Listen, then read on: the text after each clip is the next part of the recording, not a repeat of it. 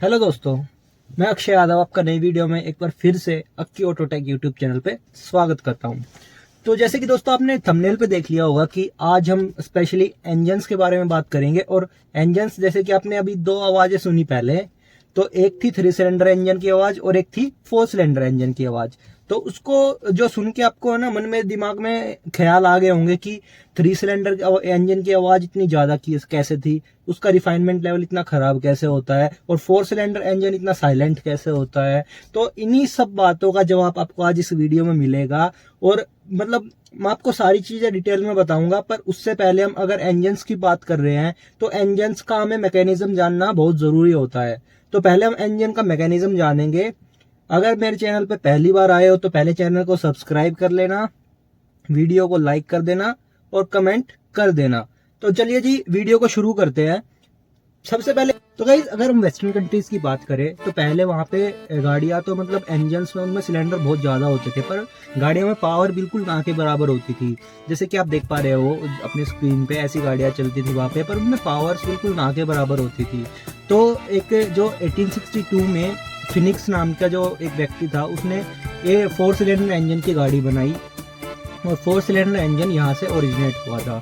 बाद में 3 cylinder engine कब आया? 1955 में जो जापानीज डीके कार्स बनाई गई थी, वो जैसे कि मैं बताना चाहूंगा आपको कि डीकेडब्ल्यू ने उनको बनाया था और जापानीज कार फिर 3 सिलेंडर इंजन में वहां से शुरुआत हुई थी, उनका चलन हुआ था।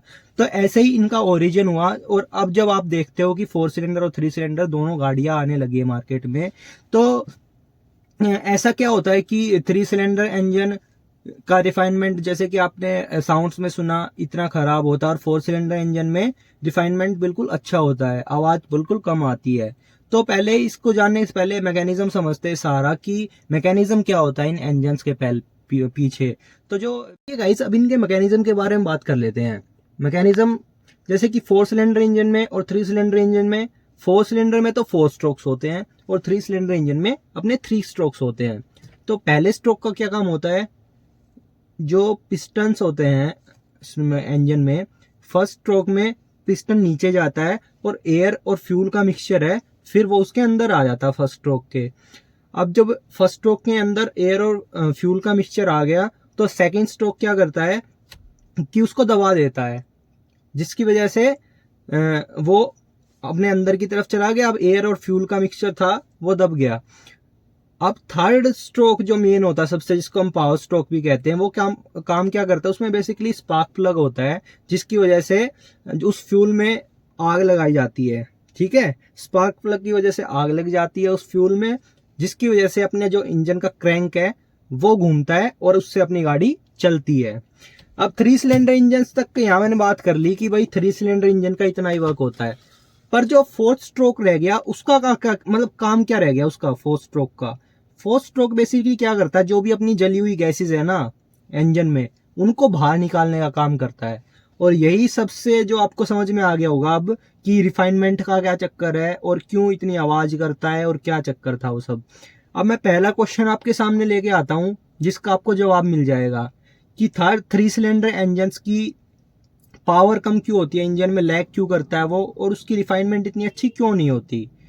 तो बेसिकली इसका आंसर ये है भाई कि जो अपने 3 सिलेंडर इंजन होते हैं वो 120 डिग्री के ऐसे, मतलब जो 3 सिलेंडर होते हैं वो 120 डिग्री के अराउंड घूमते हैं, एक चक्कर लगाते हैं। तो उस बीच में जो तीनों स्ट्रोक्स का काम होता है वो बीच में कहीं ना कहीं रुक जाता है, वो एक टाइम पे बंद हो जाते हैं। तो जिसकी वजह से लैग आ जाता है गाड़ी में, इंजन में, और अपनी गाड़ी का जो पावर है वो कम हो जाता है। यही कारण है कि 4 सिलेंडर इंजन में जो वही स्ट्रोक्स, एक तो 4 स्ट्रोक्स हो गए और वो 90 डिग्री के एंगल पर घूमते हैं, जिसकी वजह से जो पावर सप्लाई है वो रुकती ही नहीं है। तो अपना जो इंजन का वर्क है वो कंटिन्यूसली होता रहता है। तो फर्स्ट क्वेश्चन का आपको जवाब मिल गया होगा कि पावर कम क्यों होती है 3 सिलेंडर इंजन में और 4 सिलेंडर इंजन में पावर ज्यादा कैसे आ जाती है। तो सेकंड क्वेश्चन पे आ जाते हैं अब हम कि जो फ्यूल इकोनॉमी है, जैसे फ्यूल एफिशिएंसी बताते हैं कि 3 सिलेंडर इंजन की ज़्यादा होती है और 4 सिलेंडर इंजन की कम होती है। तो ऐसा क्यों होता है? बेसिकली होता क्या है कि जैसे अपने 3 सिलेंडर इंजन है तो 3 स्ट्रोक हो गए उसमें।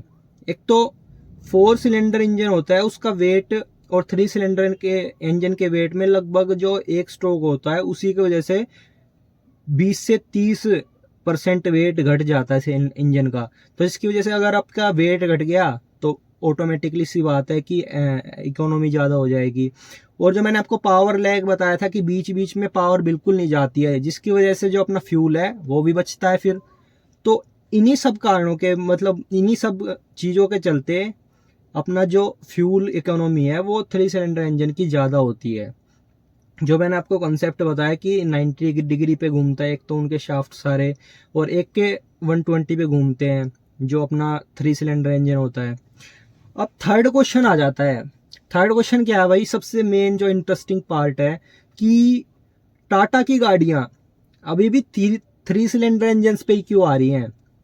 सोचने की बात है ना। अल्ट्रोज देख लो, अपनी ये टियागो देख लो या नेक्सॉन देख लो, जो अंडर मतलब बिल्कुल खराब, जिसकी वजह से लोग कई तो उनको लेना ही पसंद नहीं करते, इंजन की वजह से लेना पसंद नहीं करते। अब मैं बात बता दूं आपको कि टाटा क्यों नहीं देता भाई अपनी गाड़ियों में 4 सिलेंडर इंजन। तो इसका यही आंसर है कि 4 सिलेंडर इंजन, जैसे कि टाटा की बिल्ड क्वालिटी बहुत ज़्यादा हैवी बनाई जाती है और उनका वेट पहले से ही ज़्यादा होता है। अब उनका वेट पहले से ही ज़्यादा हो गया और वो उसमें 4 सिलेंडर इंजन दे देंगे तो उनकी फ्यूल इकोनॉमी मतलब गाड़ियों की बिल्कुल घट जाएगी। तो इसी चक्कर में टाटा अपनी गाड़ियों में मतलब 3 सिलेंडर इंजन यूज़ करता है, जो कि उसको फ्यूल इकोनॉमी भी ज़्यादा दे। और रिफाइनमेंट का इन लोगों को कोई घंटा फर्क नहीं पड़ता, मैं सही बता रहा हूँ। रिफाइनमेंट टाटा की बिल्कुल जीरो है, एकदम खच्चर खच्चर खच्चर खच्चर ऐसे आवाज़ निकालती है गाड़ी। अब मैं बात करूँ मारुति का, क्या चक्कर है भाई, मारुति इतने रिफाइंड इंजन बनाती है और 4 सिलेंडर इंजन देने लगी है सारी गाड़ियों में। तो इसका मेन रीज़न भी यही है भाई कि मारुति है ना अपनी सभी गाड़ियाँ एक तो ऐसे मतलब बिल्कुल लाइट वेट बनाती है और उसमें इंजन फिर ऐसे डाल देती है 4 सिलेंडर इंजन, और जो बिल्कुल रिफाइंड होते हैं, और वो वेट उनका बैलेंस करके और फिर उनको अगर 4 सिलेंडर इंजन में उनको डालते हैं तो वो इकोनॉमी फ्यूल इकोनॉमी उनकी बनी रहती है और वो 3 सिलेंडर के हिसाब से मतलब उतना ही एवरेज वो दे देते हैं।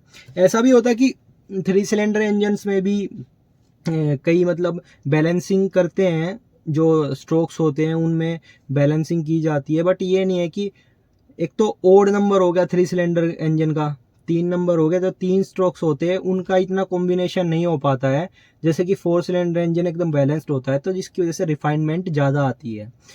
तो यही सारे जो मैंने आपको क्वेश्चन बताए, आंसर दे दिए सभी क्वेश्चंस के।